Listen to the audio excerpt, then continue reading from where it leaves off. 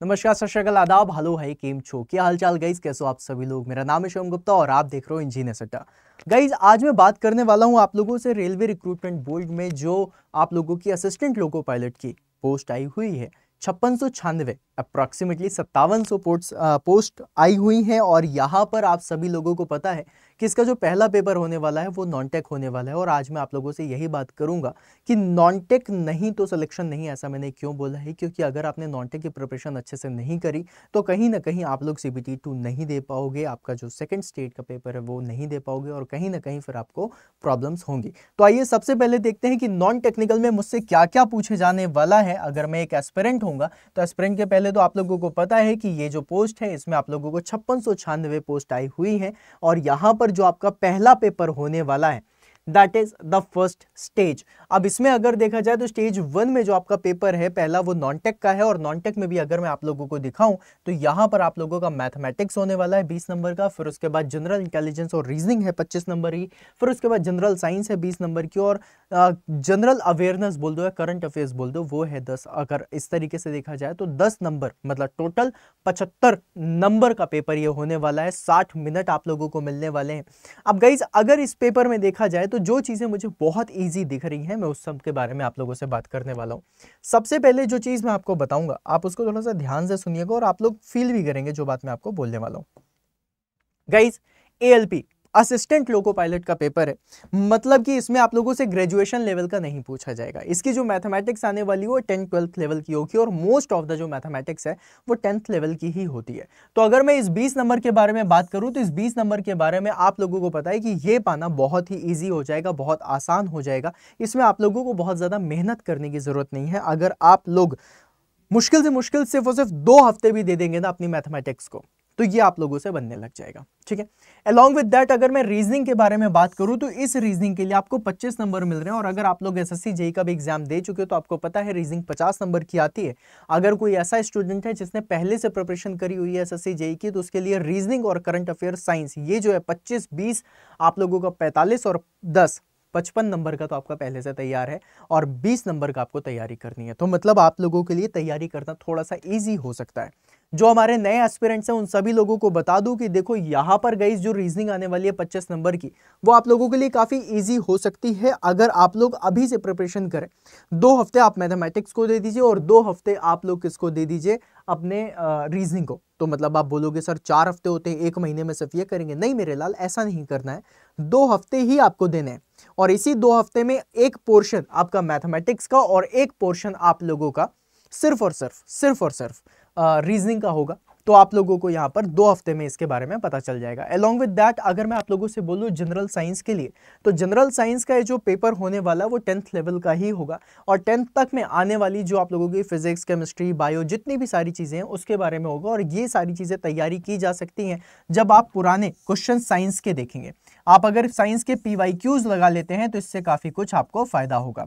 अब रही बात करंट अफेयर्स की, जनरल अफेयर्स, जनरल अवेयरनेस या करंट अफेयर्स की, तो करंट अफेयर्स के बारे में आप सभी लोगों को बताऊं कि गाइज अगर आप लोग लास्ट 6 मंथ्स की कोई एक मैगजीन भी ले लेते हो, अगर आप लोग लास्ट 6 मंथ्स की कोई एक मैगजीन ले लेते हो और उसके बेसिस में भी आप तैयारी करते हो तो आप लोगों के लिए ये चीज बहुत इजी हो जाएगी। बहुत आराम से आप इसको तैयार कर सकते हैं। सिर्फ आप उसको सिर्फ कहानियों के तरीके से पढ़ते रहो, हाईलाइटर से मार्क करते रहो। और ये जो 75 नंबर है, अगर आप लोग इन 75 नंबर में से 70+ का टारगेट लेकर के चलोगे तो आप लोगों के लिए काफी ईजी होगा। 60 मिनट में 70+ लाना बहुत टफ बात नहीं होगी। ये 10 क्वेश्चन अगर मैं देखूं तो ये 10 क्वेश्चन आप लोगों से मैक्स टू मैक्स 5 मिनट्स में हो सकते हैं। बनेंगे तो भी 5 मिनट लगना है, नहीं बनेंगे तो भी पढ़ने में 5 मिनट लगना है। ये सारी चीजें आप कर सकते हो। रही बात जनरल साइंस की, जनरल साइंस का ये जो आप लोग देख रहे हैं इसके लिए मैक्स टू मैक्स आपको जितनी जरूरत पड़ेगी वो होगी 20 क्वेश्चन है। इसके लिए आपको टोटल कितना जरूरत पड़ेगी, 10 मिनट की। और टोटल अगर मैं जनरल अवेयरनेस और साइंस को मिला दूं तो 15 मिनट्स में आप ये कर सकते हैं। मतलब मैं यहां पर लिख भी देता हूं 10 मिनट्स आप लोग अगर इसको देते हैं तो बहुत ही आसानी से आप इसको सॉल्व कर सकते हैं, क्वेश्चन निकाल सकते हैं। अगर आप करंट अफेयर्स की बात करें मैं इसको मैक्स टू मैक्स 5 मिनट दूंगा। अगर आपसे क्वेश्चन बनता है या फिर नहीं भी बनता है, आप लोगों को पढ़ने में भी टाइम लगेगा। 5 मिनट में 10 क्वेश्चन करना बहुत ईजी है, बहुत ईजी तरीके से कर सकते हैं। मतलब 15 मिनट आपको इसके मिल गए, प्लस उसके बाद बचा 45 मिनट। भाई 60 मिनट का पेपर है, 45 मिनट। देखो मैथमेटिक्स में इतना टफ मैथमेटिक्स के क्वेश्चन नहीं आने वाले कि इसमें आप लोगों को इतना ज्यादा टाइम लगे। तो अगर मैं यहां पर 1 मिनट दे दूं मैथमेटिक्स के पर क्वेश्चन को और 1 मिनट ही दे दूं अगर मैं यहां पर रीजनिंग के क्वेश्चन को, तो सॉरी ये कितना हो जाएगा, ये 25 हो जाएगा आपका। तो मतलब यहां पर आप लोगों को कितना मिल जाएगा, यहां पर 25 मिनट्स मिल जाएंगे। अब अगर आप इसको देखें तो आप लोगों को ये वाली बात समझ में आ रही है कि भाई साहब 25 मिनट इसके, 20 मिनट इसके, 45, 10, 55, 5, 50, 55, 5, 60, मतलब टोटल 60 मिनट्स। और 60 मिनट्स में अगर देखा जाए तो गाइज बहुत आसानी से आप 70 प्लस मार्क्स लेकर के आ सकते हैं। देखो आसानी से बोलने का मतलब ये नहीं है कि तुरंत ही आ जाएंगे, मेहनत करनी पड़ेगी, आप लोगों को लगन के साथ मेहनत करनी पड़ेगी, चीज़ों को मेमोराइज करना पड़ेगा, याद रखना पड़ेगा, लॉन्ग टर्म पे याद रखना पड़ेगा, जब तक एग्जाम नहीं होता है तब तक करना पड़ेगा। लेकिन गाइस यहाँ पर देखो कितनी सारी चीज़ें ईजी हो गई हैं आप लोगों के लिए। क्या ज्योग्राफी पूछी जा रही है, नहीं पूछी जा रही, क्या हिस्ट्री पूछी जा रही है, नहीं पूछी जा रही, क्या पॉलिटी पूछी जा रही है, नहीं पूछी जा रही, राइट। ये सारी चीजें जितनी भी हैं ये सब कुछ कहाँ पूछा जा रहा है आप लोगों से, जनरल अवेयरनेस पूछा जा रहा है और आप लोगों से करंट अफेयर्स पूछा जा रहा है। हाँ, इसके अंडर में अगर आप लोगों से कुछ जनरल अवेयरनेस में कि भाई अभी कहाँ पर ग्लोबल वार्मिंग का क्या है, इस समय कौन सा प्रोटोकॉल चल रहा है, इस समय मतलब ग्रीनरी को बचाने के लिए कौन सा प्रोटोकॉल है, या फिर टाइगर्स को बचाने के लिए क्या चल रहा है, मतलब कुछ भी इस तरीके से पूछ लिया जाए, या फिर जो पिछला हिस्ट्री को लेकर के अगर कुछ इस तरीके से आगे की तरफ पूछना है कि भाई साहब इस समय ऐसा रिफॉर्म हुआ था तो अभी क्या होगा, तो जनरल अवेयरनेस में नॉर्मली थोड़ी बहुत चीज़ें पूछी जाएंगी, बहुत ज़्यादा टफ नहीं पूछा जाएगा। करंट अफेयर्स जो अभी से रिलेटेड है वो पूछा जाएगा। तो अगर आप इन सबको देखें तो मतलब आप लोगों के लिए बहुत जो स्टैटिक जीके जो आता था वो नहीं है इसमें, राइट। स्टैटिक जीके नहीं है, उसका आपको फायदा मिलेगा। स्टैटिक और भाई देखो ना सिर्फ 10 नंबर का है, बाकी बचा तो रीजनिंग, साइंस और मैथ्स, यही है ना। तो ये आप लोगों के लिए काफी इजी हो सकता है, बस आप लोगों को अपने आप को कमांड करना पड़ेगा। और अगर आप लोगों को लग रहा है कि सर जल्दी से जल्दी अगर मुझे इसकी प्रिपरेशन करनी है और अच्छे नंबर्स लेकर के आने हैं तो उसके लिए क्या करना पड़ेगा, तो उसके लिए आपको एक प्रॉपर स्केड्यूल बनाना पड़ेगा। स्केड्यूल के साथ साथ आपको तैयारी करनी पड़ेगी। अब उस तैयारी के लिए गाइस मैं आप सभी लोगों को बता दूं कि उस तैयारी के लिए इंजीनियर्स अड्डा आप लोगों के साथ हमेशा रहता है, हमेशा है। और जितनी भी तैयारियां हैं उन सारी तैयारियों के लिए आप लोगों के पास हर एक सब्जेक्ट के लिए डेडिकेटेड फैकल्टी होगी। मतलब अगर मैं बात करूं मैथमेटिक्स की, उसके लिए डेडिकेटेड फैकल्टी होगी, रीजनिंग के लिए डेडिकेटेड फैकल्टी होगी, साइंस के लिए डेडिकेटेड फैकल्टी होगी, आपके लिए करंट अफेयर्स, जनरल अवेयरनेस के लिए डेडिकेटेड फैकल्टी होगी। मतलब आप 4 फैकल्टीज से यहाँ पर पढ़ेंगे और बहुत अच्छे तरीके से तैयारी करेंगे। वो कैसे पढ़ेंगे उसके लिए आप गाइज आप सभी लोगों को बता दूं कि आप लोगों को कुछ नहीं करना है। अड्डा 24/7 का आप लोगों को अड्डा 24/7 की वेबसाइट को ओपन करना है।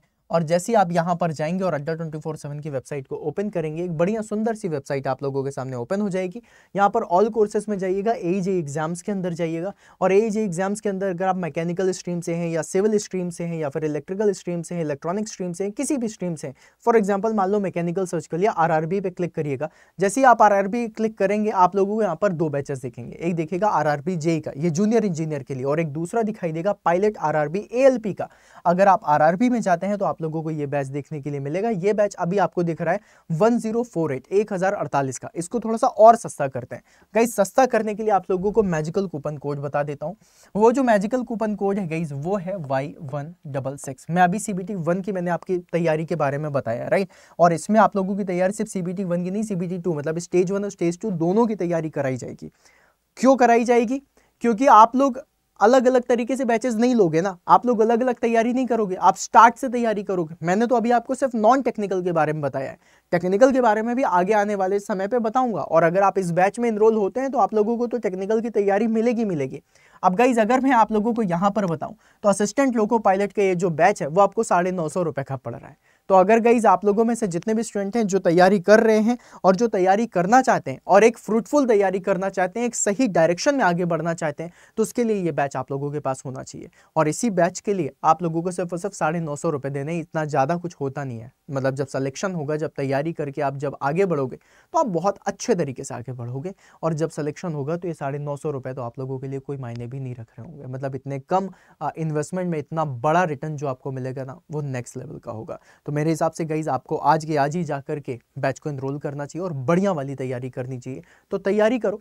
यहाँ पर मैं भी हूँ, आरके सर भी हैं, अभिनेश सर भी हैं, दीपमनी सर भी हैं, पिंकी मैम भी है ना, सभी लोग हैं और सभी लोग आप लोगों की तैयारी कराएंगे। अरुणवीर सर भी है, सभी लोग आपके मिल करके तैयारी कराएंगे। हर एक सब्जेक्ट को अच्छे तरीके से हम लोग पढ़ेंगे सो दैट हम सिर्फ और सिर्फ पढ़ें ना, हम सिलेक्शन लेके आके पढ़ें।